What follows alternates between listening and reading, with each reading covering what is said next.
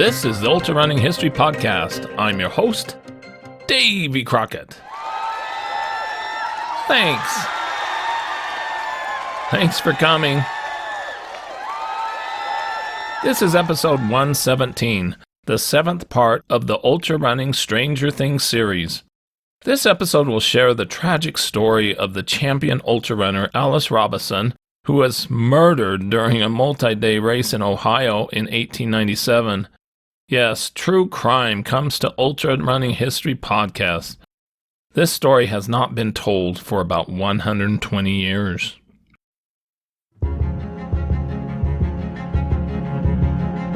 On April 24th, 1897, ultrarunning or pedestrian champion Alice Robison was running in second place on the last day of a 3-day race held at the Fifth Street Skating Rink in East Liverpool, Ohio, with 5 runners.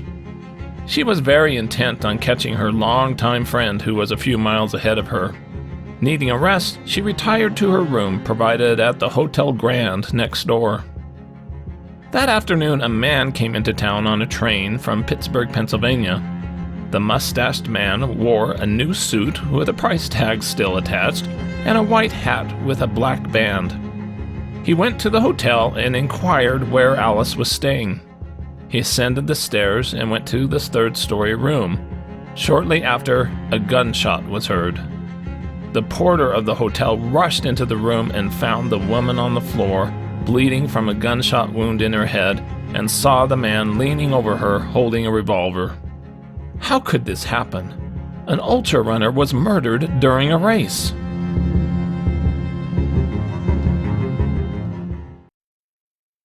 Alice Robison's true name was Agnes Jane Jones. She was from Pittsburgh, Pennsylvania, the oldest of 11 children, a daughter of a coal miner. She married very young to James Waters, a coal miner, and had 3 children and later divorced. In 1882, at the age of 22, she married for the second time Zachariah S. Robison. Alice was Zachariah's second wife. His first wife, Martha Alexandria, died a year earlier, leaving behind 4 children. Alice took on the role of mother and stepmother to all 7 children, ages 3 to 12, and then had 2 more of her own, for 9 children in the home on a small Pennsylvania farm.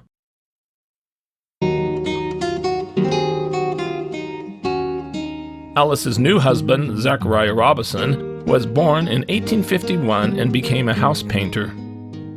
Once married to Alice in 1883, the Robison family moved from various places in the west suburbs of Pittsburgh across the Ohio River.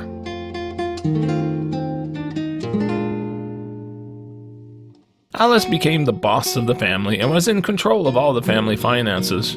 She worked hard as a washerwoman and a house cleaner. Both Zachariah and Alice had drinking problems and would get drunk, causing difficulties in the family. In 1887, Alice started to take boxing lessons. She was very strong and weighed about 165 pounds. Zachariah also took lessons, and the two would box each other. He even sold their small house to help pay for lessons. Both became interested in following the sport of pedestrianism, and by 1889, Alice jumped in to compete. In 1889, at the age of 25, Alice joined the ranks of a dwindling female pedestrian sport. The female pedestrian heyday was back in 1879, when about 20 female 6-day matches were held across America, involving about 140 starters.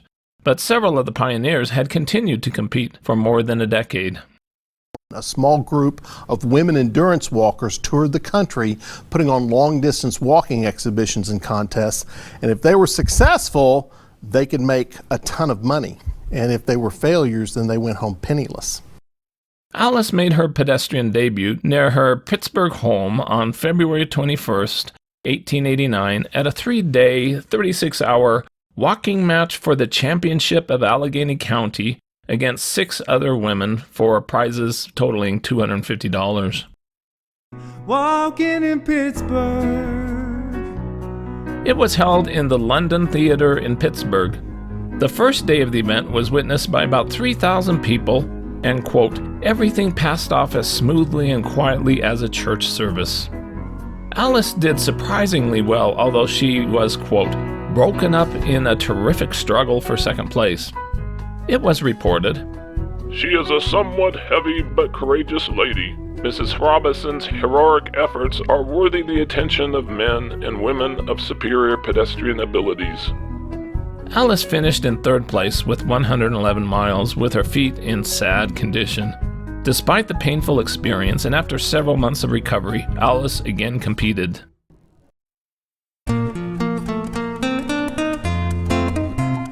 Alice's greatest race came in December 1890 at a 6-day, 12-hour-per-day race in Wilkes-Barre, Pennsylvania, in the 9th Regiment Armory Building.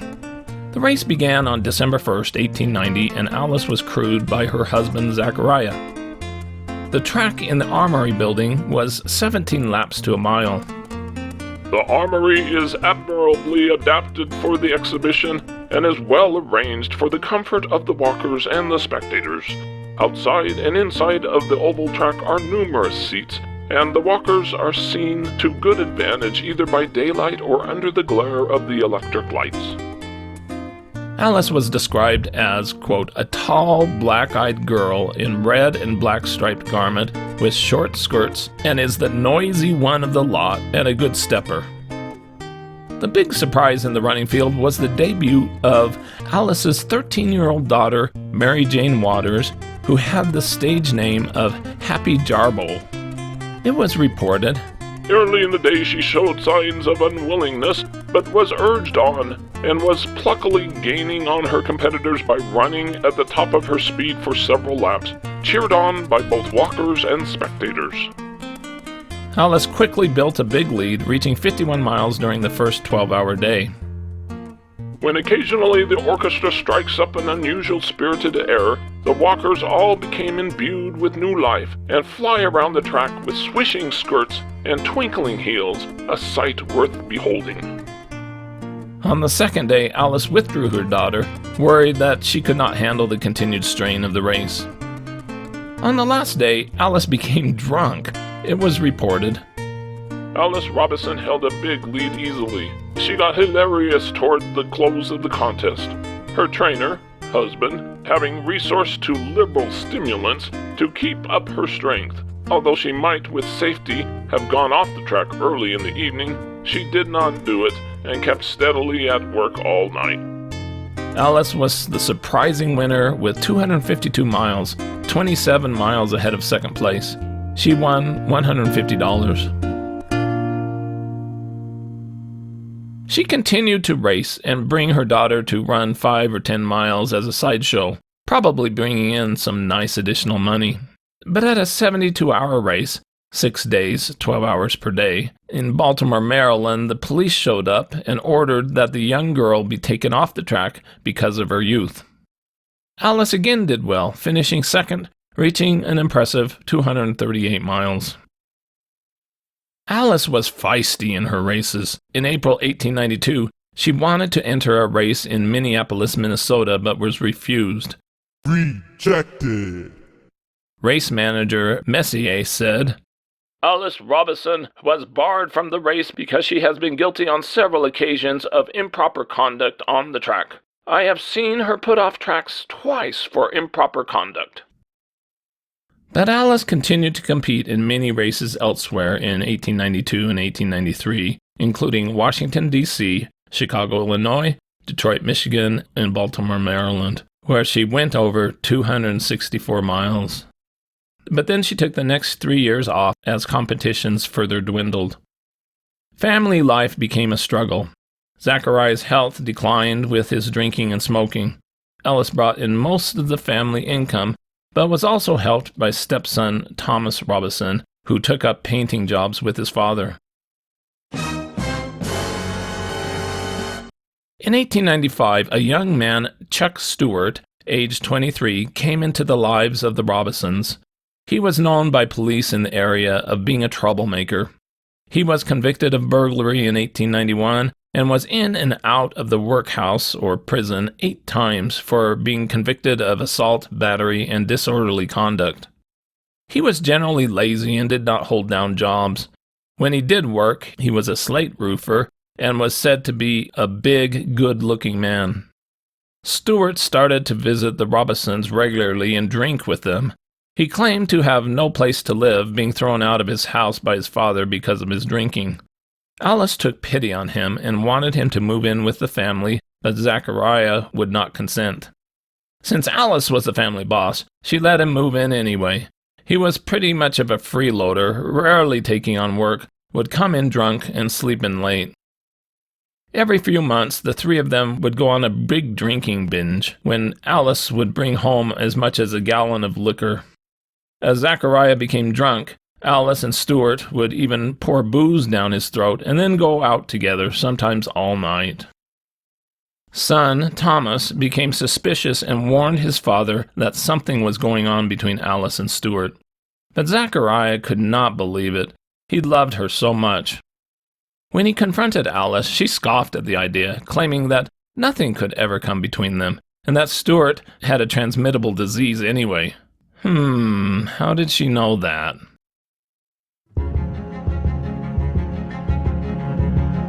Alice decided that she wanted to make a pedestrian comeback and run in a race in East Liverpool, Ohio, about 60 miles away. Her longtime friend, Agnes Weigand, who had entered the race, invited her to go.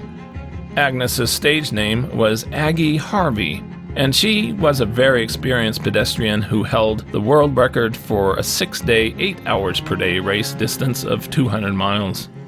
Alice asked Zachariah if she could go, and he consented. The race, held at Fifth Street Skating Rink, was rather disorganized. There was first a men's race the first 3 days, and then there was a women's race that started but only ran 3.5 hours on the first day. By the next day, Robison was in second place, chasing her friend Agnes, who was only 5 laps ahead.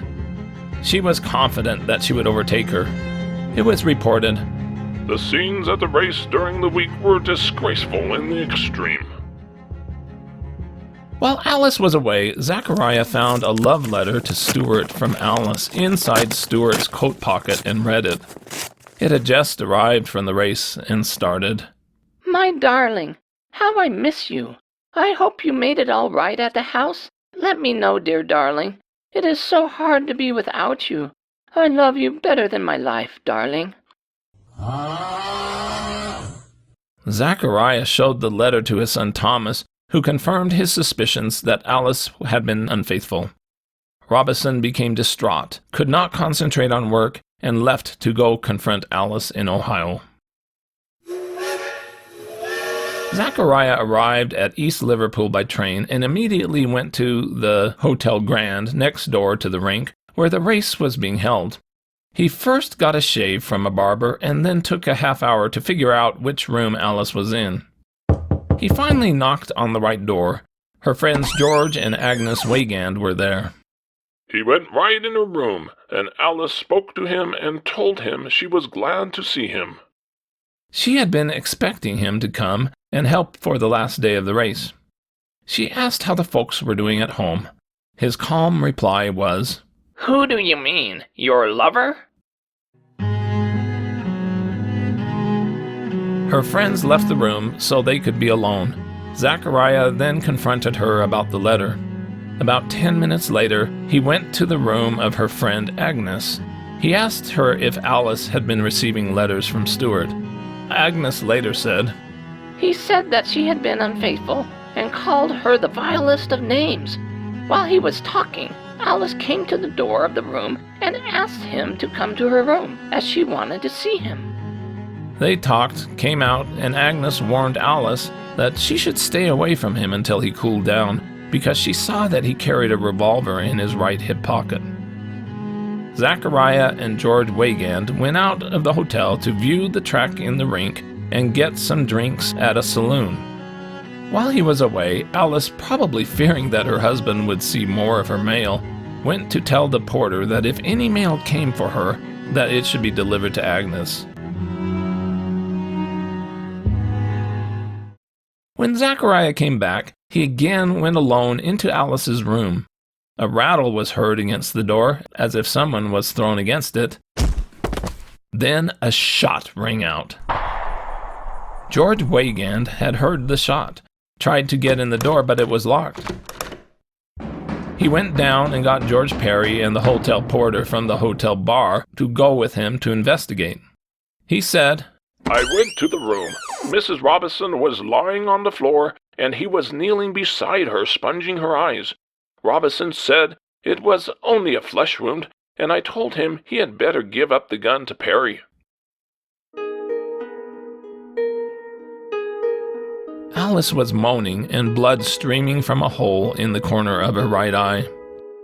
The porter said, The woman lay on the floor. I walked up and saw the bullet hole in her head. Robison raised up and wiped the blood from her face. He asked Robison if she should live. He replied, Why, certainly. The only thing I am sorry about is that I came so wide of the mark. He then showed the porter and the others the letter that began, My darling, explaining that it was the cause of the tragedy. A doctor was telephoned for, but it was clear that there was no hope. Zachariah showed no emotion. He went back over to where Alice lay, then leaned down and kissed her. He kept saying, It is only a flesh wound. She'll be all right in a little bit. When the doctor came, Zachariah mentioned that he did not want to pay for the bill.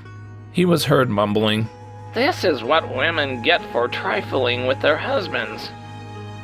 The police came, arrested Robison, and took him to the City Hall prison. Within a half hour of the shooting, Alice was soon declared dead. Later, not knowing that Alice was dead, Robison told reporters, I never was so surprised in my life when the thing went off.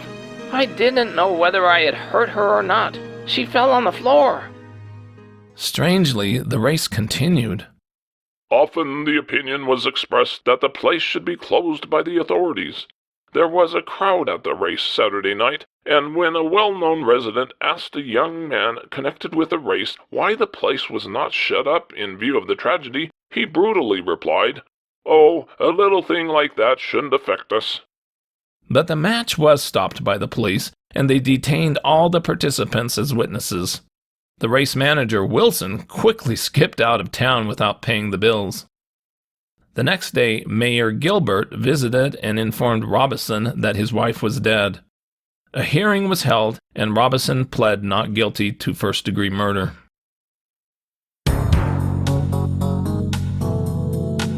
Robison's 10-day trial started about 2 months later on June 15, 1879, in Lisbon, Ohio, and certainly was the trial of the year in the area. Multiple pages of details were carried daily in the local newspaper. Dozens of witnesses were called. The defense strategy initially was to try to prove that Robison was insane, or that he was defending himself from an attack by Alice while they were alone in the hotel room. On the second day of the trial, the love letter from Alice to Chuck Stewart was read, and it was the first time Robison showed any emotion. On hearing the terms of endearment in the letter addressed to Stewart, Robison's form was shaken with sobs, and for 5 minutes he wept piteously. A doctor testified that he was not insane, although there was much discussion about the effects of lead poisoning from painting. The doctor concluded that he was in the early stages of paresis, which they said was paralysis of the gray matter of the brain, which sometimes caused delusions. Chuck Stewart was called to testify and asked about the infamous letter that Alice had sent him during the race from Hotel Grand on hotel stationery. Stewart said, I never got no letter like that. His testimony seemed to conflict with earlier statements. He looked half ashamed of himself as he took the stand. He stated a belief that Zachariah wrote the letter. Robison's face was bathed with tears as he returned to jail, and he did not want to see anyone. As the second week of the trial opened, Robison took his seat with the same mechanical stare. He had nothing to say, and after carefully putting his hat under the chair, looked straight to the front. The prosecution's case was short, claiming that the evidence showed that he was guilty of murder in the first degree and that he was not insane. He was called, quote, a wicked, jealous-hearted murderer. The defense claimed that Robison stood in that hotel room with the letter in one hand and the gun in the other, about to shoot himself, when Alice grabbed the gun, which accidentally went off, causing her death. The judge would not allow the jury to consider second-degree murder or manslaughter, only premeditated first-degree murder. It was murder one or acquittal. After 6 hours of deliberations, the jury reached its verdict. They were at first split, 5 for manslaughter, 5 for second-degree murder, and only 2 for first-degree murder. But after 8 ballots came to their unanimous decision. The foreman handed a sealed paper to the judge, and the clerk read that the prisoner was guilty of murder in the first degree. Robison did not move a muscle. He looked out of the window, and no man could tell that he was the person most interested in the words that had just been spoken. No one approached him. He sat alone. Later, back in the jail cell, Robison said, putting down a Bible, "The past 4 months are like a dream. My mind at times has seemed blank. I have been dazed, and I think it took something like the shock of the verdict to make me normal. I am innocent of killing my wife, but it was through me she died, whether intentional or not, and I feel that I loved her well enough to suffer death now for the harm I have done her."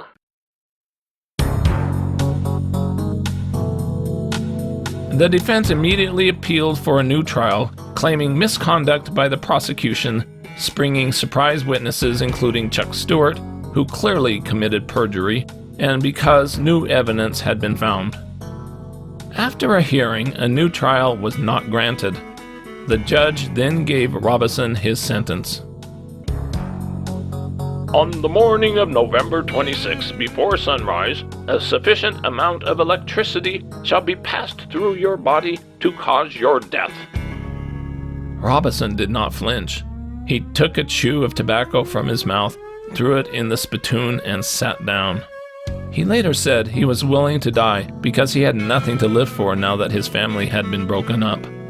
He continued to maintain that the killing was an accident. A letter written by Robison during the appeal trial was later found in his jail cell.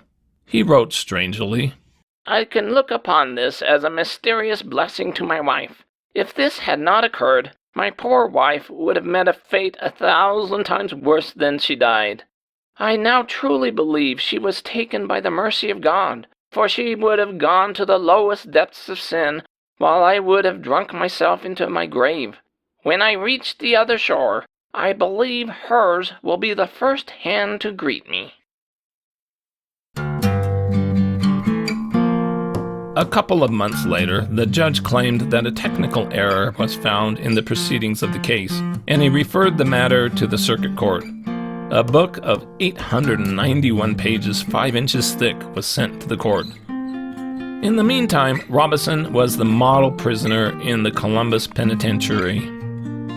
He mostly kept to himself reading, and he received a few letters from his family and friends. On October 5, 1897, the circuit court decided that Robison should be granted a new trial. The court found error on the part of Judge Smith in refusing Robison a new trial when his conviction was accomplished in part on evidence of Chuck Stewart, whose perjury on the witness stand was so apparent. The new trial date was set for a month later. But then something unexpected happened. A plea deal was made, and Robison pled guilty of murder in the second degree.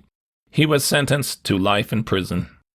The prosecutor still believed that he was guilty of first-degree murder, but knew that the witnesses were scattered across the country, and it would be impossible to gather them in time for the new trial. At the sentencing, Robison again declared that he had no intention of injuring his wife when he walked into her hotel room. He broke down with emotion when he made his statement.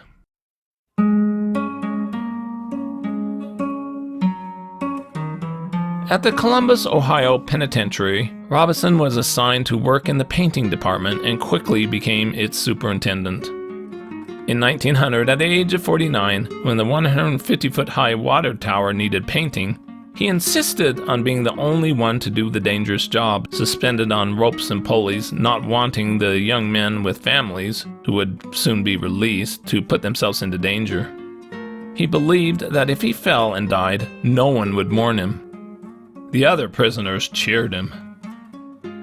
Every day for the past week, Robison could be seen on the top of the water tower, working away, apparently as self-possessed as if he were painting a garden fence. Later in 1900, he became too sick to work, affected by his lead poisoning disease. He was such a model prisoner that public opinion started to express the idea that he should be pardoned. In 1902, Ohio politicians started to endorse an application for a pardon, and his son Thomas hired a lawyer for him. The warden even took him out of prison occasionally to paint his house. Alice's family supported the pardon application. It was said that because of his illness, he would only live for a few more years. The Pardons Board turned down the application because one person on the board objected, stating that Robison had not yet been sufficiently punished. By the end of 1903, another push was made for a rehearing.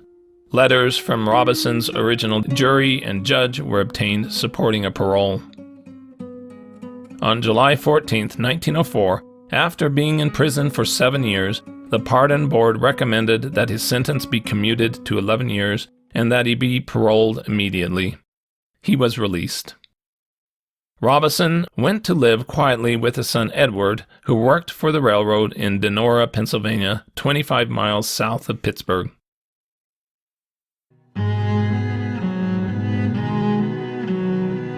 Zachariah S. Robison died September 9, 1906, in Mercy Hospital at Pittsburgh at the age of 54 from alcoholism and lead poisoning. He was buried in Bealsville Cemetery, where his first wife and other family members were buried. Alice Robison has been forgotten for more than a century. She has hundreds of descendants living today who never knew the tragic story of their famous ultra-running great-great-great-grandmother, Alice Robison. Stay tuned for more ultra-running stranger things.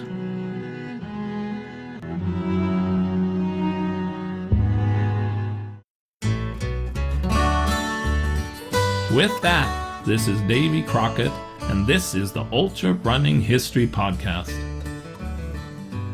I hope you run fast and far, enjoy life, get outdoors, and most of all, stay safe and don't take unnecessary chances.